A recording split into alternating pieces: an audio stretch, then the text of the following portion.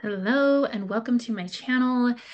We are going to be talking again about divine motherhood, divine parenting, divine caretaking.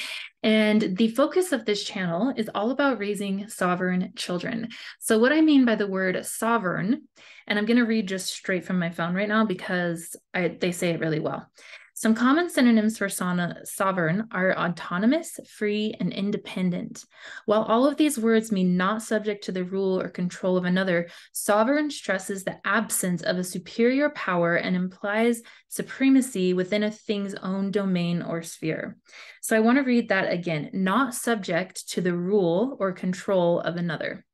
So there's a really good book that I talked about in the last episode, and it's called Outwitting the Devil. It's by Nepoleon Hill. And this book really changed my view on parenting because it made me see how so many of us are living our life in a hypnotic rhythm, like robots. We basically kind of wake up and live the same day over and over and over and over again with a little bit of different things here and there. But the rhythm and the values and the things were actually based and formed when we were very small children. And in the book Outwitting the Devil, he's talking about whether you believe in the devil or God or whatever, but it's like if you want to think of it as love and freedom being over here with God or goddess or source, and essentially slavery and fear, anxiety over here being the devil or light and dark or whatever you want to see it as. But the book itself is talking about the devil, and he's basically channeling a conversation with the devil, and the devil is talking to him, and he said, my biggest goal is to create a drifter. And a drifter is someone who is not thinking for themselves. It is someone who is basically just kind of going where they're led, just doing what people say they should do, going with the status quo, listening to, maybe the news or the media to really dictate how they're living their life. And that is a drifter. And he is talking about how for him to create a drifter, and a drifter is someone who is essentially not free to think for themselves. They are not consciously taking action in their lives. They are not consciously making decisions towards the life they want to have or who they want to become or any of those things. They're basically drifting through everything. And we may think, oh, no, what are you talking about? Like, I have definitely chosen my 9-to-5 job that I have. I chose this career for myself, or I've definitely chosen my beliefs, or I've definitely chosen my things. But did you actually, or was it something that was ingrained in you when you were a child? Now, the devil's talking about how the best way to get people and keep them trapped or enslaved is to get them when they're small. And he says that he gets them in ways like school and churches and systems when they're small. Even things like,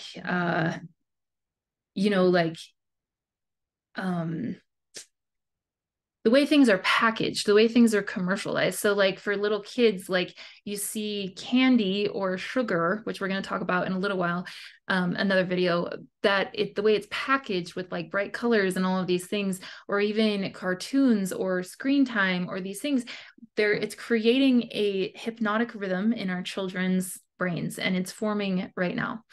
So he's talking about how if you can create a drifter when they're small, essentially they're going to go into that hypnotic rhythm of the same thing, doing the same thing every single day. And our bodies naturally do this because if we were always, it's kind of like our minds go on autopilot. If you think about your drive to work, like how often are you really thinking like, I'm going to turn here, or I'm going to do this, or I'm going to do this? Eventually it just becomes autopilot. So our lives also become autopilot. So I'm going to bring this all the way back around again to raising a sovereign child. Now, why do we want our children to be sovereign? When you heard what I was saying, it's someone that is giving their power to, they're not giving their power away, their power of thinking, their power of decision making, their power of their soul's true essence. And so when we're talking about this with creating drifters and not creating drifters, it starts actually when you're very, very small. And so most parents probably think, I need to get my child to follow the rules. I need to get my child to be this way or this way or this way or this way, because that's how it's always been done.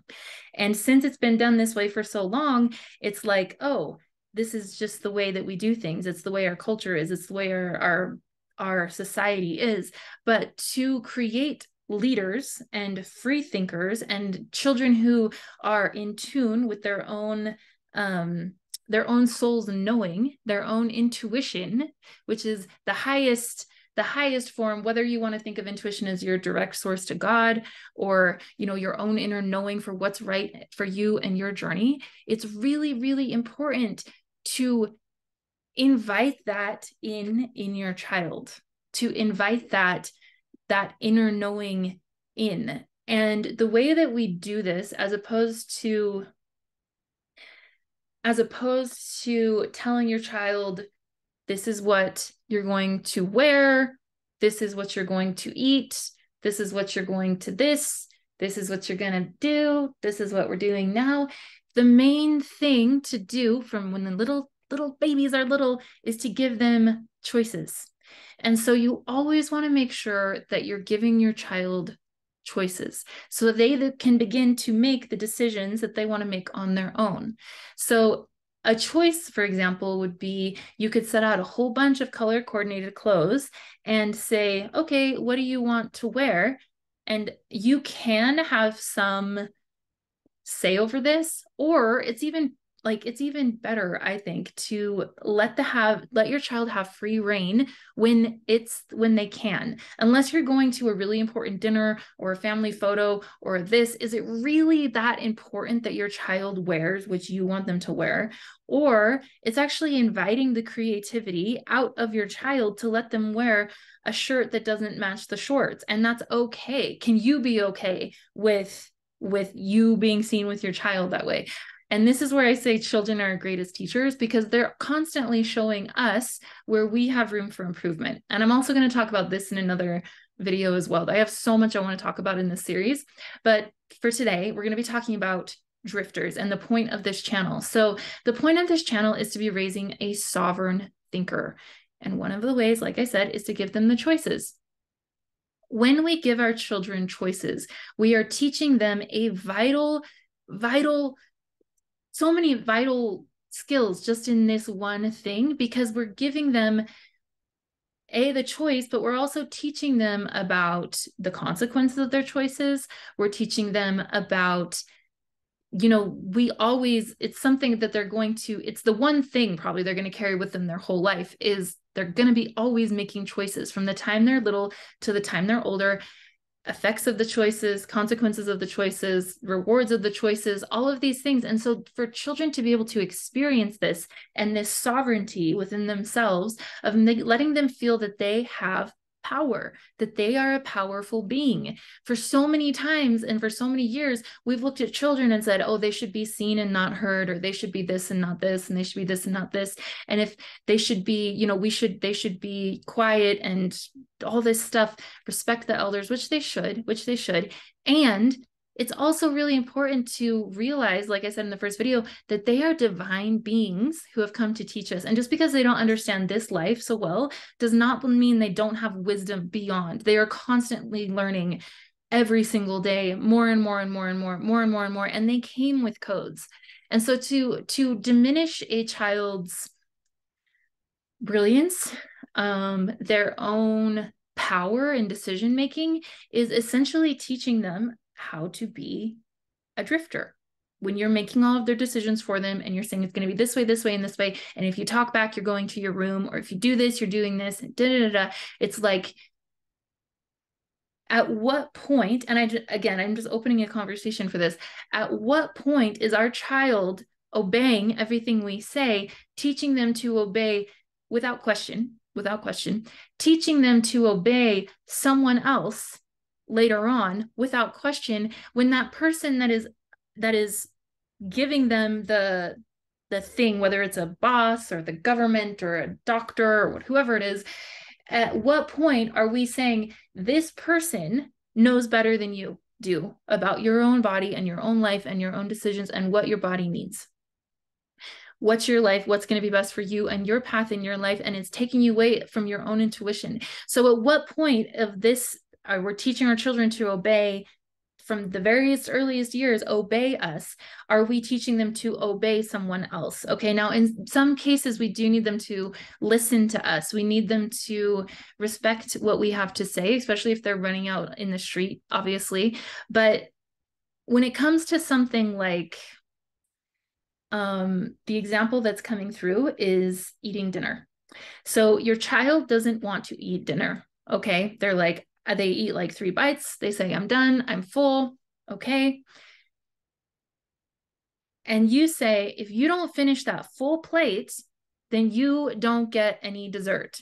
Now, intuitively, your child may be not hungry anymore, but of course, who wants some sugar and dessert, you know? So they may be eating more or forcing themselves to eat more, not listening to their body, not listening to their intuition on what their body needs. And so they're eating more, they're obeying you instead of listening to their body's intuition. Now, when they grow older, they now have this idea in their mind, I need to finish my whole plate, whether I'm hungry or not. Otherwise, there's a psychological fear, or there might even be a reward that is imprinted into their brain about, because it's in a hypnotic rhythm now, because they learned this when they were small, about it doesn't matter what my body is telling me I need, or when it's too much, or when it's not enough, or what nutrients I need, or what things. It's I need to eat this, otherwise I'll be in trouble or I'll get a reward. Does that make sense? So in that way, we're tuning our child out of their intuition. I've got to pause this for 1 second. Please hold. I'll be right back. My battery's dying. 1 sec. And we're back. So in this way, we're teaching children not to listen to their intuition. And we do this in many ways. Again, for example, if your child is a very creative soul and they love this outfit that they've put together, and you're like, nope, you're going to wear this, that in their mind is beginning a thought form of, oh, I can't be creative with what I wear, or it's not okay for me to wear what I want to wear. I need to wear what's acceptable by society. And in this way, we're creating a societal robot. Okay. If you really want your child to feel free to express and free to be and free to this, it's really important that we nourish this creativity. If your child comes out in an outfit that you're like, wow, that is really an interesting thing, it's so much more empowering for the child to be like, what a creative outfit. What do you like about your outfit today? And let them tell you, you know, or why they chose those things, or why those things, and really just honor the artists they are in their outfit. Okay. So again, what am I talking about when creating drifters? It's another thing, especially when you're going to church. So many people go to church, and this is a really important thing. This is really important because so many people go to church, and this is where they learn about God. This is where they learn about source. Okay. This is where they're learning about what's right and what's wrong. And someone else is teaching them about what God is and what God isn't. And they're basically teaching them about their relationship with God. Now, church is great, but just be really mindful when you're taking your child to church and you're teaching them that this is a sin, and this is a sin, and this is a sin, and God doesn't love you when you do this, and God, you've got to be constantly repenting for the things you do, and all of this, you know, there's like all these things about God. And so your child and it's someone else teaching them, whether there's a prophet or a priest. There's usually someone in a church that's like higher up. They're actually sitting on a podium or somewhere higher up than them, closer to God. They actually do this in a church. You are closer to God if you are higher up on a podium.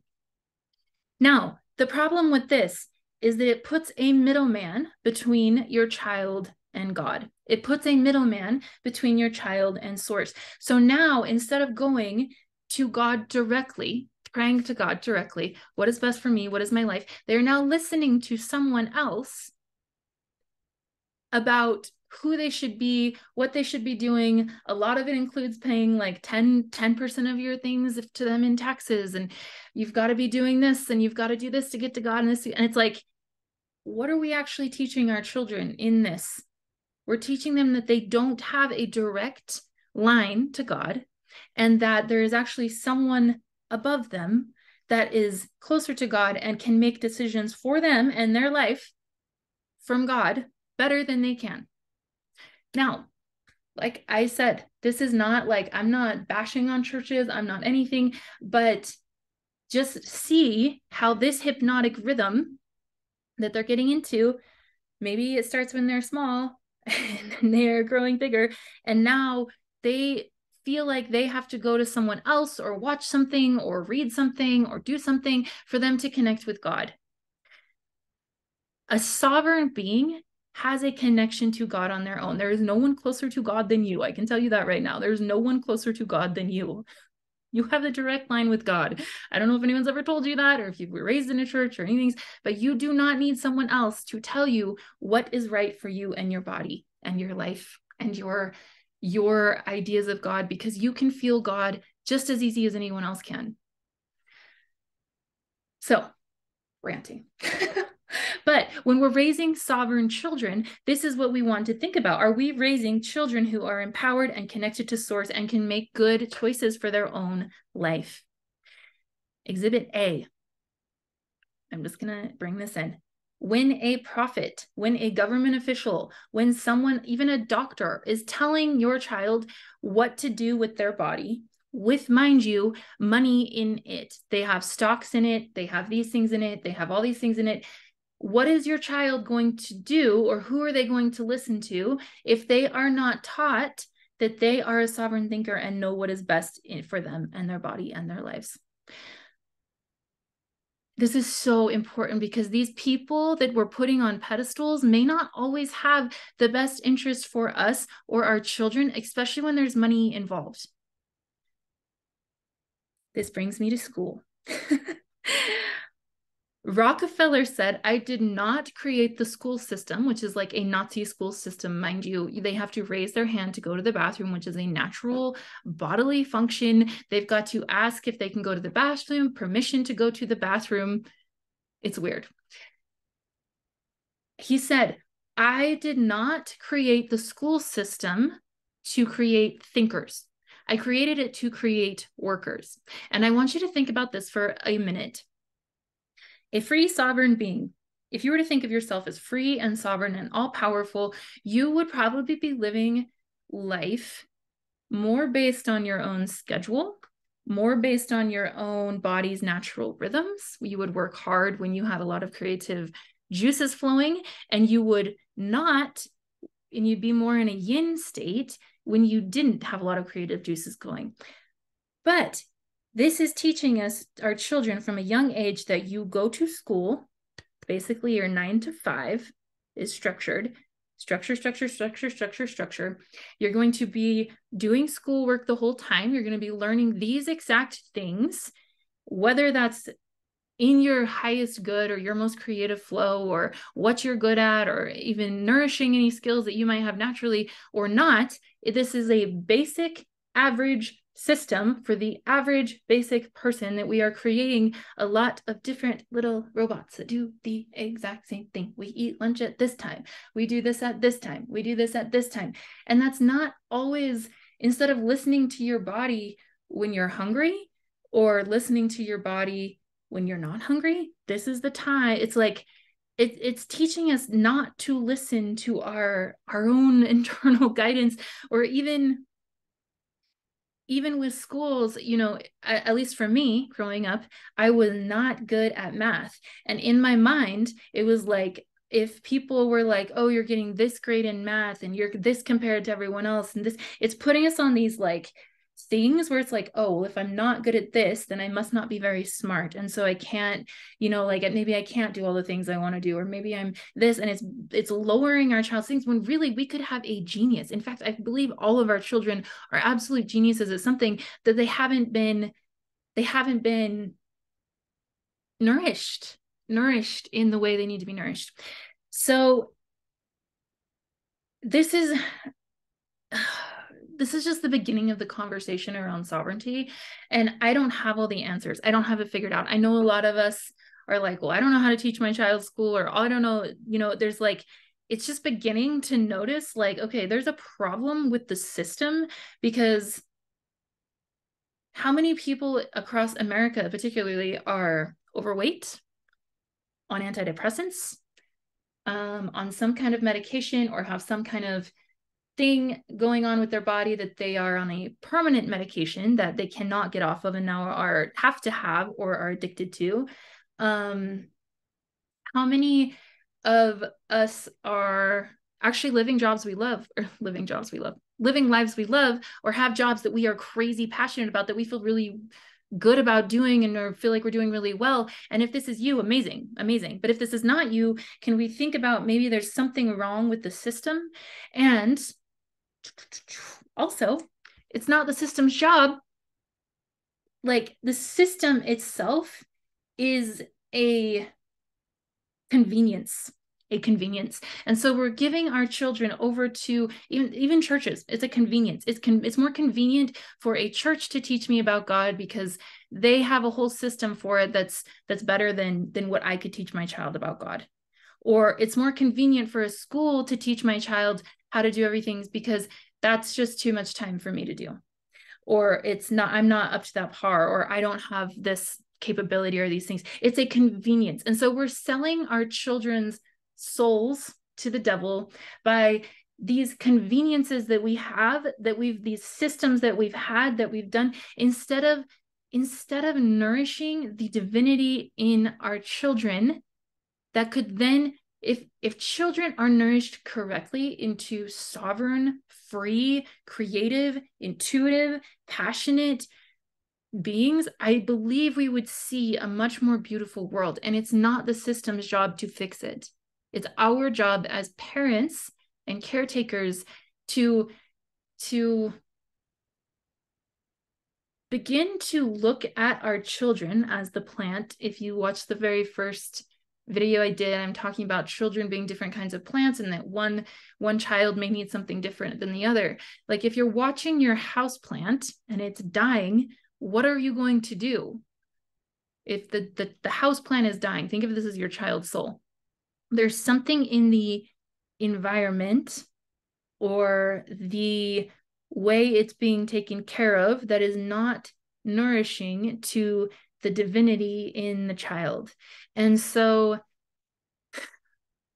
I just want to open up this conversation of, are we raising sovereign children? Or are we teaching them to outsource their power and are we teaching them to get feedback from society to tell them their worth, or tell them their creativity, or tell them these things?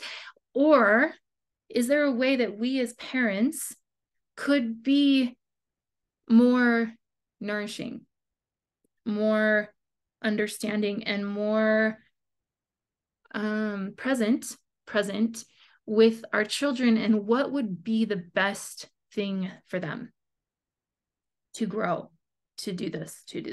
And I understand that the majority of us are probably going to, I am homeschooling, but my little boy isn't there yet. He's only 3. But when it comes, and that may even be, like I said, like, I'm just talking about my own experience. And so if we are sending our children to school, is there a way that we could be more nourishing? Say if they're not good at math and they come home with an F, that we're not like, well, you're grounded because you're not good at math, or, well, you need to step it up, or constantly being on them, or this, or is there a way we could be like, oh, like, it looks like you're doing really well in art.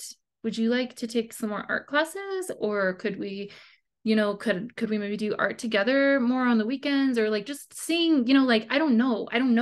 I'm just opening up a conversation about like, hey, and I think the first step to solving anything is seeing it. And it is not going to be the system that changes. It is us as parents saying like, something's not working here. And I want to figure out how to nourish the divinity in my child. So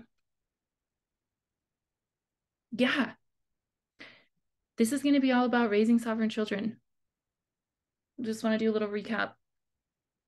The devil wants to create drifters. If he can get a drifter when they're small, they'll be living in a hypnotic rhythm their whole life, and he's got them.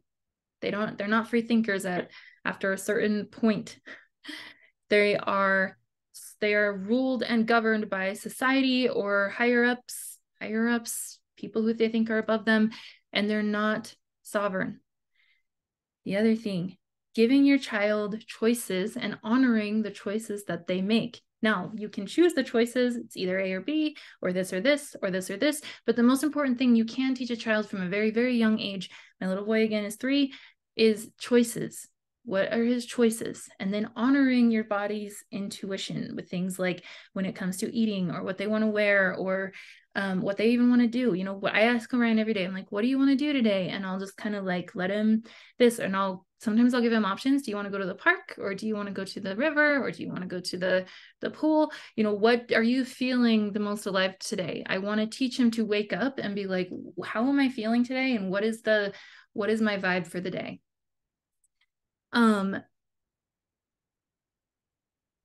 Again, and then just touching on the part about giving your child power away to someone, I remember singing this song when I was little that was like, follow the prophet, he knows the way. And it makes me sick when I hear that song now, because it's literally taught me to follow someone else, thinking they were closer to God than me. And now I can see how that's really easy to get caught up in a thing where you're locked into it when you're taught from a young age that this is the right way, and if you don't do this, then you're damned to hell. And that makes God really scary. And for me, I feel like God is love. And I want my children to be able to go to God with anything and be like, God, help me with this thing, and know that they have a direct channel with God. And so I know that we all have the best intentions, but what are we actually teaching our children when we do this? And then just the last and final thing is, you're doing great. Sometimes I feel like I get on here and rant, but the fact that you're even here listening to this and caring is so telling of how much you love your child, and how I have no doubt that you're here for a reason, that you didn't find this on accident, and that you are probably having some of these same thoughts, or they have been thinking some of these same things. But this is really important for our future going forward, that we are raising sovereign, free thinking, self-governed children. And it starts, like I said, from when they're small. That book is called Outwitting the Devil. It's by Nepoleon Hill. It is an amazing read. It totally changed my life, and it made me see things about my own childhood, and then also growing into adulthood, that I'm like, okay, like it's really something to be aware of, especially moving forward in our world. I feel like this channel is really divinely guided to be this exact time on the planet right now. It's a channeled message. As you can see, I don't have any notes or anything. So it's basically me just opening up a channel with God's source about what wants to come through for the divinity of mothers, and then speaking to that. So if I triggered you, that's okay. I'm okay with it. Maybe ask yourself why it was a trigger for you. Is it something that you've been doing, or is it something that, you know, happened to you, or is it something, and even think about this. Did this happen to you? Did this happen to you? Was there ever a time in your life that you were not honored in your sovereignty, and you were told that someone knew better than you, or someone this, and you gave your power away to something else? So just really sit with that. And then if anything triggered with you, I feel like there's always a deeper lesson in the triggers, and maybe it's that you just hate everything I'm saying, and that's okay. You do not have to watch this channel. This is what wanted to come through, though. So I'm just going to speak it into the field and trust that whether you hate this message or it's resonating with you, that it's exactly what was needed right now. All right. I love you all. Love your babies. That's the most important thing. Just love your babies as much as you can. All right. Bye-bye.